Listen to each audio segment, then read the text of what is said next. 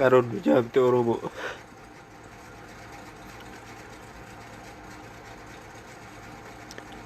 Wallaahi qaroon nu jaamte Oromooti. Oromoo qaroon nu jaamte jirti kalas.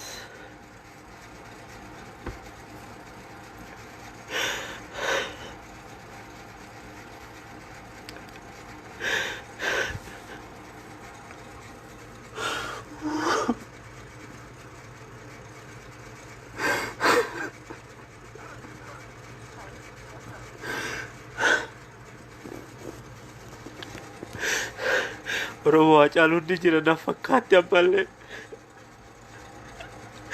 Isteejii irratti waan argaa jiru na fakkaatti. Wallaahi billaahi amanuu dadhabe.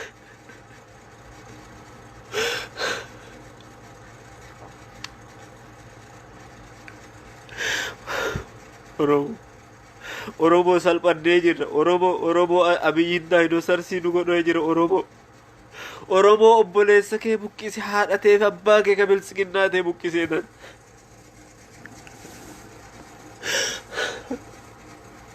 Haacaaluu dhabnee jirra. Haacaaluu hundeessaa dhabnee jirra kanas.